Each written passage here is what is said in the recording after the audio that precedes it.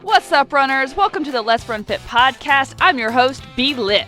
As a running coach, I realized how many runners really wanted to know how to make themselves better, and they had no idea how to get there. So here I am to help out any athlete who wants to know more about the sport of running. From the lifelong runner to the brand new runner, there's always something to learn here on the Let's Run Fit podcast. So runners mark, let's go.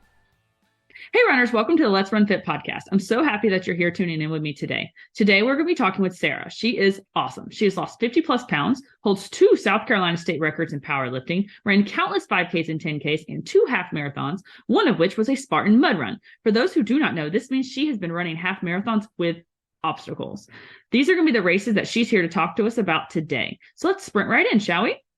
So welcome, Sarah. Welcome to the show. Super excited to have you. Excited to be here. Thank you for having me.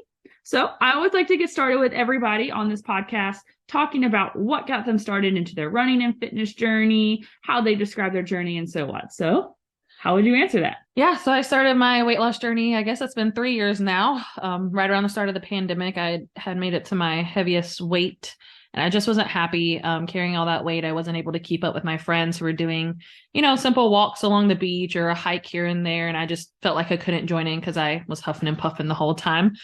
So I started Orange Theory actually to get into my fitness routine, a structured group class.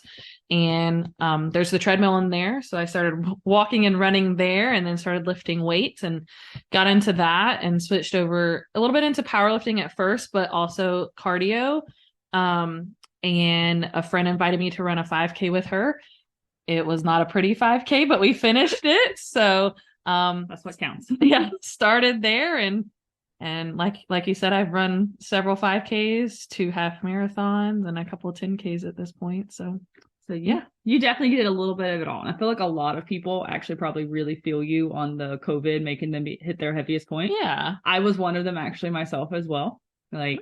We all just ate a lot of pizza because it was about the only people who would, give us food anymore. Yeah. It was really bad. Yeah. So, but congratulations on your weight loss. That is so amazing. I don't think people really understand how big of a deal it is to lose that kind of weight. Oh yeah, for sure. I can't bicep curl that amount or anything with my upper body. I can't even bench press that amount anymore. So you literally lost more weight than I can bench press. And weight loss and a fitness journey is definitely a marathon, not a sprint. So I definitely took my time losing the weight and, it's a roller coaster too. It's been up and down, up and down. So as long as you're making progress, that's all that matters. Well, you definitely are. And over a year I've known you, are freaking amazing. So let's get into the whole point of this episode, which is these Spartan races, something that I currently have never done myself, partially because I'm very OCD and the thought of mud all over me really creeps me out. And I don't have a pair of shoes I'm willing to sacrifice, but you have done multiple and you've been trying to get me to do one, and I will probably break eventually and steal a pair of your shoes to do it. So what are these Spartan races? What kind of obstacles, distances, all of those kind of things? Yeah, so a Spartan race is just a brand of obstacle course racing. Obstacle course racing is very self-explanatory. It's a race with obstacles. So Spartan is the most well-known brand that does them. So I did my first Spartan last March. It was a sprint, which is a 5K or 3.1 miles with 20-ish obstacles. I say ish because they say 20 and then they throw 22 in there. So, or 25. It really just depends how they call it a sprint when it's a 5K. Yeah. It really just depends on the race director. But Spartan has multiple distances, but the 3 most well-known ones are the sprint, which is the 5K, the super, which is a 10K, and then the beast, which is a half marathon. See, that one's properly named. Yeah, very, very properly named. And with each distance increase, there's also an increase in the number of obstacles and the difficulty of the obstacles as well. And then there's other ones, I've also run 2 local mud runs here in Myrtle Beach, which is where they're called Myrtle Beast. Not to be confused with the Spartan Beast, because these ones are just 5Ks as well. So that actually did confuse me. As soon as you said Spartan Beast, I was like, I thought your beast was a 5K. Yeah. So I'm glad you clarified that. In case there are others who are just as struggle busting it over here is me. Yeah. So what are the different types of obstacles? So you said that they change based off the distance. So let's start with, the sprint in quotations, the easy in quotations ones. Yeah. So those kind of examples. There's basic like carries and crawls. You can carry a variety of things. The main one that is almost in every race is the Atlas stone carry. So it's a large stone that you have to pick already be out and carry. You have to carry sandbags over a distance. And the weight also varies whether you're a male or female. They make it a little bit lighter for the females, a little bit heavier for the males. And your powerlifting self definitely would need the lighter one, right? I mean, I choose to use the women's weight, but I probably could do the men's weight if I wanted to. I think you should next time. Maybe. We'll see. There's walls you have to jump over. There's walls you have to climb over. There's monkey bars. There's something I can do. Monkey bar. There's a spear throw, which is like gets a lot of people because that you think it sounds easy, but it's actually really, really difficult. I've done 3 Spartans now and I haven't hit it once. So you have to go a certain distance. I don't know what the distance is. I think it's like over 20 feet or something like that. And you have to hit it in a target area. I'm not gonna lie, that does sound difficult. As a track coach, we have javelin, which I'm assuming is probably similar. Probably, yeah. And like those guys are only throwing it like 30 feet and they qualify for the state qualifying meet at 30 feet. So they definitely made that one easy for you, didn't they? Yeah. Spartan likes to make it easy on us. Just kidding. It's very hard. So far, monkey bars is the only thing I feel like I could do. I think you could do a lot of things. You could do the carry. My favorite obstacle is the very last one. You get to jump over fire right before the finish line, and then you get a really cool fire jump picture. So that's always awesome. But yeah, those are like the basic ones that you'll find in. What's your least favorite? Ooh, the dunk wall. So that's another very Spartanish obstacle. They make a mud pit and then they put a giant floaty wall in it and you have to go under the wall into the mud water and get out. Yeah. How was me gagging, guys? Oh, it sounds terrible. My very first Spartan, I definitely toughed up and went under and thought I was going to go blind because I couldn't see for a few minutes, but it's okay. I just got mud in my contacts. The second and third one, I have been lame and skipped it. I've gotten in the mud water, but I haven't ducked my head completely. And one of the reasons why is because I did one in March this year in Atlanta and it was 30 degrees and the water was freezing. So I was not trying to give myself hypothermia when I was not even halfway through the race. So yeah, definitely not worth it. What do people with glasses like myself have to do in this situation? Like I'd have sunglasses on, but then like they're covered in mud. It really depends. So in Spartan, there's also different difficulties of racing. So you can run as an elite runner, not me, an age group runner, or an open. So an age group, you compete against different people that are your age group to see who runs it in the fastest time. And then if you run in the open, you can kind of do whatever you want. You're supposed to follow the rules, but a lot of people don't. For example, like tuck my sunglasses, go under the wall. Yeah, you can like people wear water packs. They can take those off and set them to the side and then go under the water and then come back out for them. You can have a friend hold them. You can kind of do whatever you want to do with that. You can get sun goggles. I've heard prescription goggles are a thing these days. So I do, but I wouldn't want to run in them the whole time. Like you could take them off, put them in your water pack. I don't know. That's super dorky.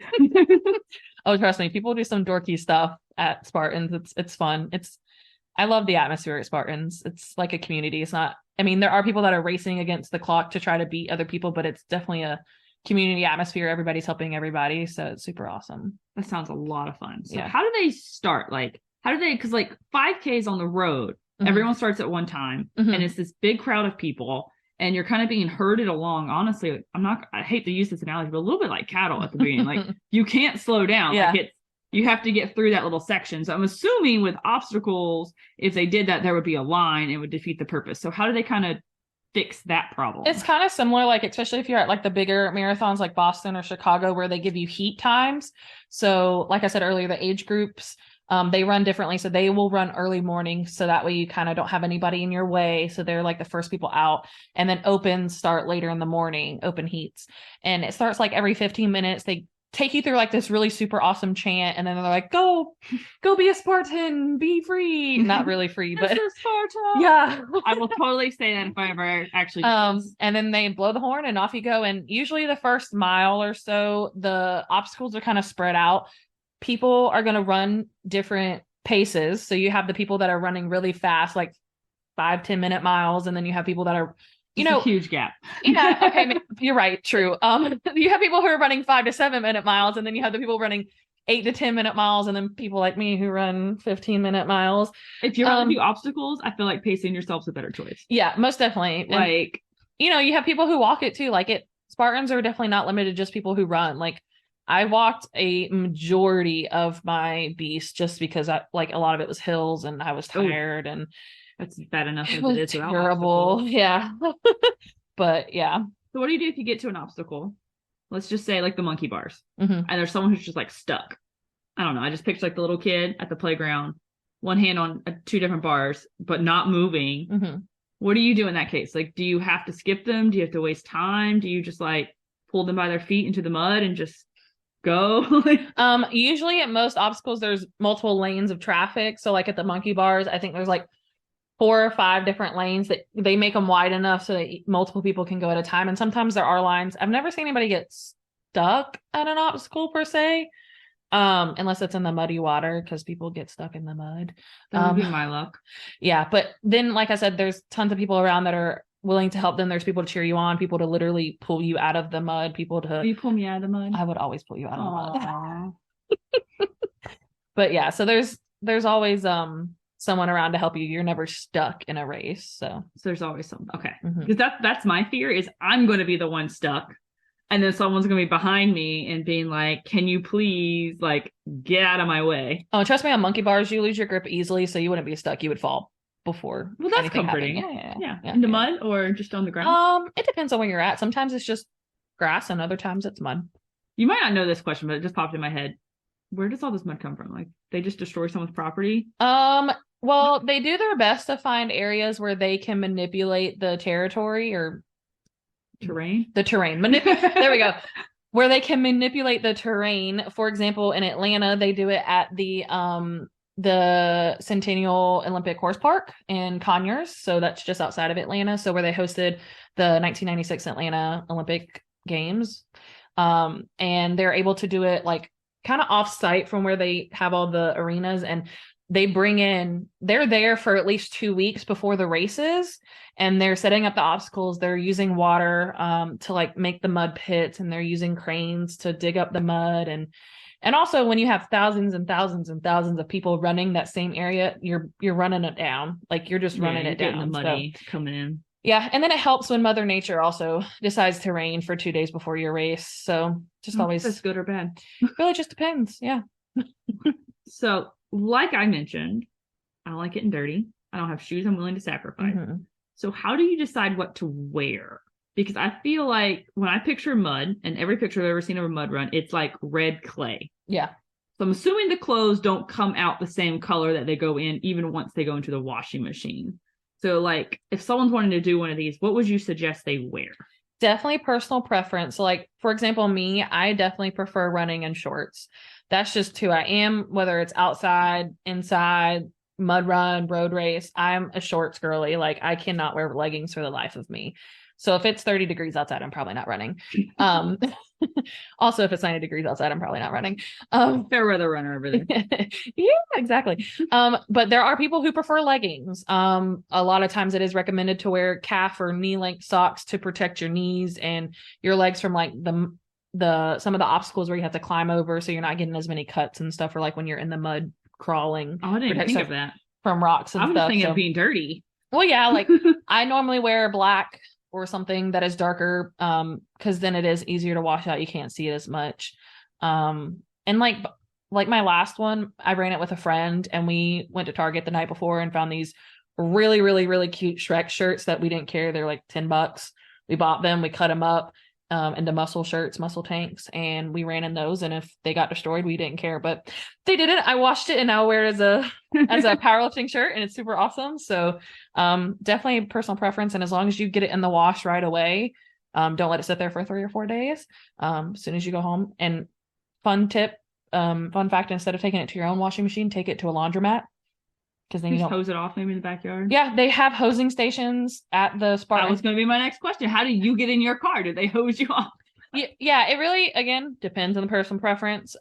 First race I ever did, we were just so done. Like it was a 5K, the first one I ever did, but like I was just so tired from it that we just walked back to our car and we put towels down and then we went back to where we were staying and we hosed off there. Like we didn't care. My last one, we did go to the hose station. We hosed everything off and like tried to change clothes, but it is hard because then you got mud in places that mud shouldn't be. So you just bring like a second pair of clothes of things that you don't mind getting muddy or not. So you're driving when we go. That's fine. You're driving. I like my car. That's fine. Yeah. So again, it's all personal preference, whether you wear a t-shirt or a tank or long sleeves. Again, it will also be weather dependent. They do have some in early months like January, February, where it's going to be cold. And they also have hotter months like July, August. Where sounds just as bad. Yeah, it is. So, usually Mother Nature does not ever work in our favor when we're running these races either. So that seems to be kind of the pattern there. So what made you decide to do these races? So did you do this before you ever did a road race? Was it after a road race? Was it just kind of, you were already signed up for one and you had to wait for it to get there? Kind of how did you get into it and how did it get into your lineup? I had run a couple road races first. I had run a 5K in October of 21. It was my first race that I'd ever done. First time running outside of high school, where I was forced to do it. Sounds like you really enjoyed it back then. Totally loved it. And then I had run running in high school. It's fine. No. Fun fact, tangent. My high school, we had to take one PE credit. And of course you have to do the mile run for time and you get graded on that. And I didn't want to run the mile because I hated running and cardio in general and didn't want to be cardio, man. Cardio is cardio. And I didn't want to be in PE in general. I hated physical activity back then.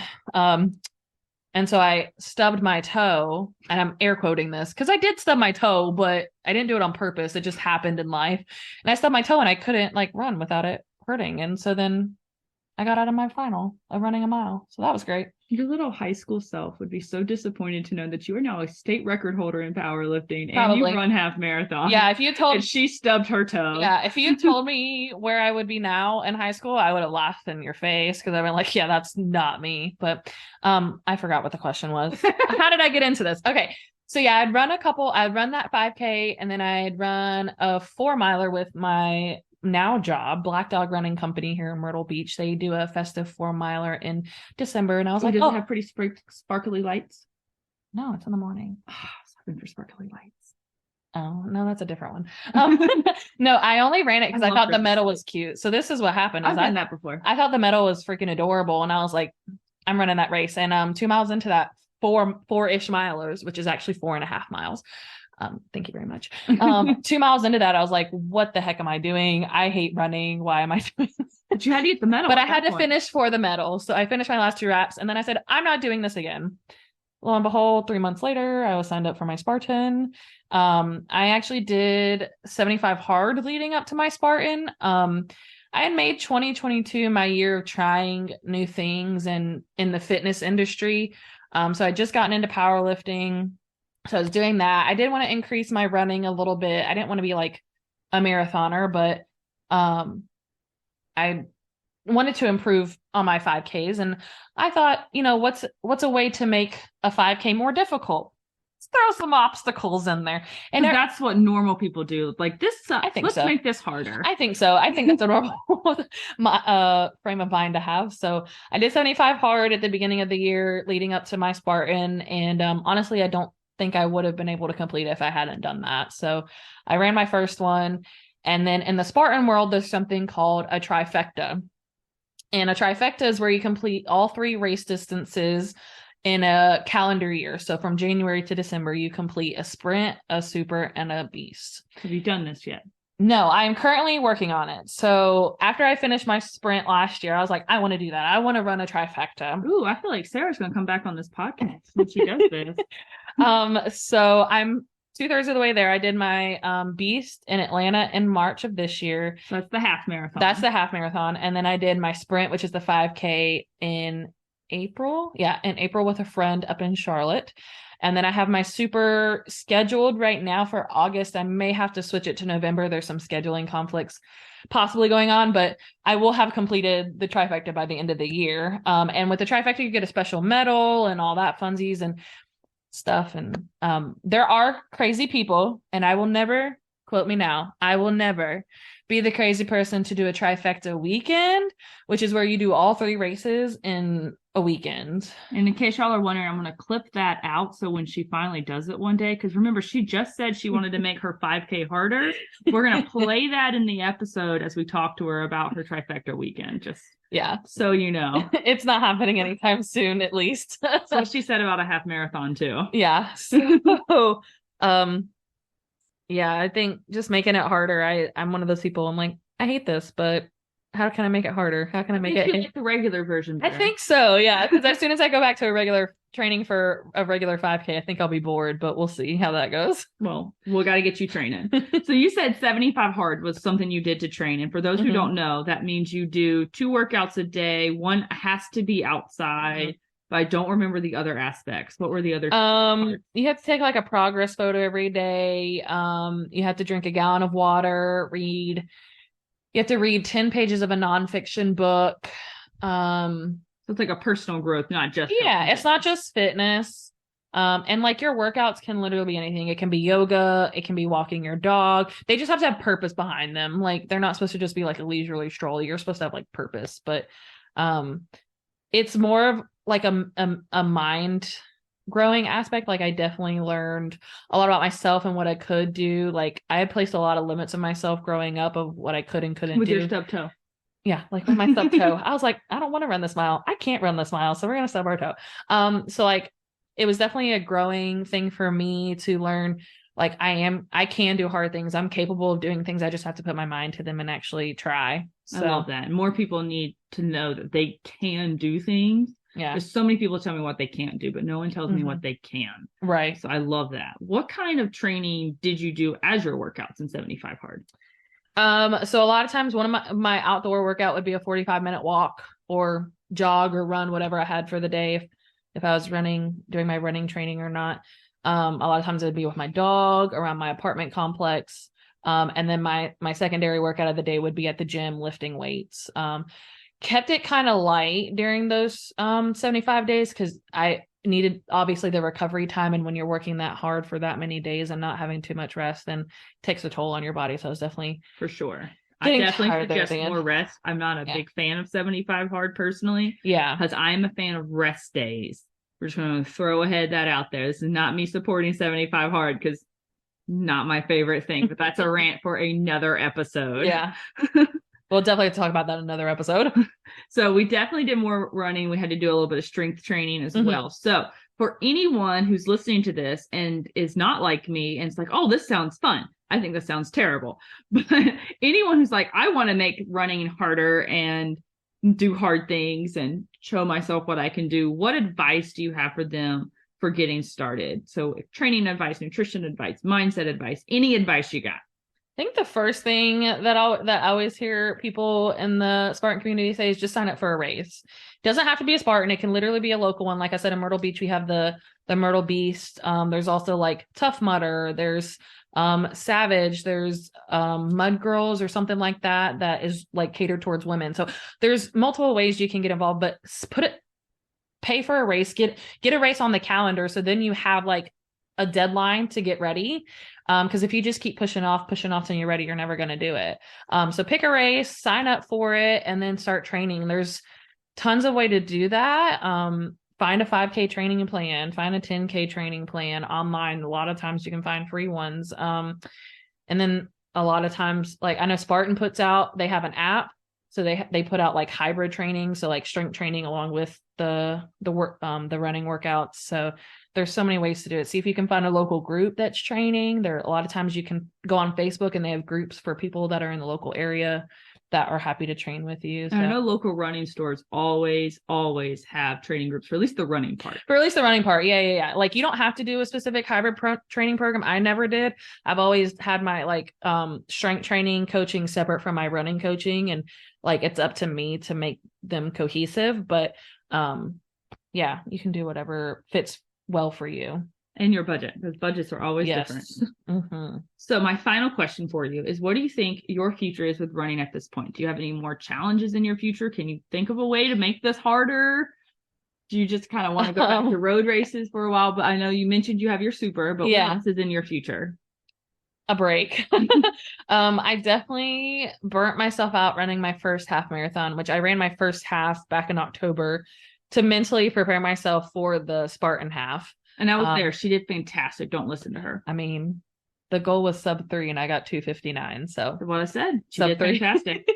That definitely burnt me out a little bit. I did not run a lot leading into my Spartan half, which kind of screwed me over in the end, but trying to get myself back into it, like I think I want to focus on the shorter distances, like 5Ks, maybe 10Ks, and just try to focus on getting better at that, because the speed and the agility from being able to run 5Ks, as long as I do it correctly, can actually advance my powerlifting. So, which again, 2 state records, 2, not 1, 2, 2.